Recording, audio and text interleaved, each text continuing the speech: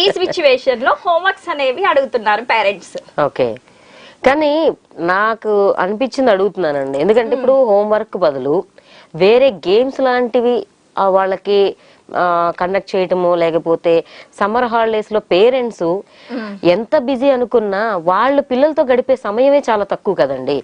ఈ ఒక 1 month 1.5 month ఈ టైంలోనైనా ఎక్కడికైనా విహారయాత్రలకు, కొత్త ప్లేసులకు తీసుకెళ్లడము, లేదా బంధువులకి వెళ్ళటము, ఇట్లాంటివి కూడా ఇప్పుడు ఫంక్షన్స్, పెళ్లిళ్ళు అలాంటివి కూడా ఇలా వెళ్ళి అలా వచ్చేస్తున్నారు. కానీ పిల్లలకి ఇలాంటివన్నీ కూడా తెలియజేసే అవకాశం ఉన్నది ఈ టైంలో చేయకూడదా పేరెంట్స్? ఎగ్జామ్స్ అంటే 1 year మొత్తము పిల్లలు చదువుకుంటూనే ఉంటారు కదా. ఇలాంటి టైం అయినా వాళ్ళకి రిలాక్సేషన్ లేకపోతే వాళ్ళ బ్రెయిన్ కి ఎక్కువ స్ట్రెస్ అవుదంటారా? డెఫినెట్లీ స్ట్రెస్ అనేది అవుతుంది మేడం.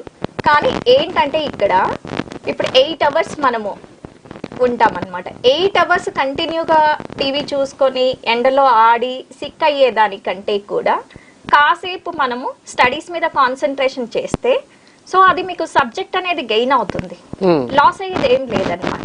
ఓకే, ఇక్కడ సో ఇంకొక పాయింట్ కూడా నేను అబ్జర్వ్ చేశాను. ఒక పేరెంట్ మా పిల్లలు అంటే లాస్ట్ డేస్లో వాళ్ళు వెకేషన్ ప్లాన్ చేసేసినారనమాట. హోంవర్క్ ఇచ్చే టయానికి వాళ్ళు రాలేదు, యాబ్సెంట్ అయ్యారు. సో మా పిల్లలకి హోంవర్క్ రాలేదు, మీరు ఒక్కసారి ఆ హోంవర్క్ పంపించండి. ఇలా కూడా కాల్స్ వస్తున్నాయి నాకు. దీనికి మీరేమంటారు?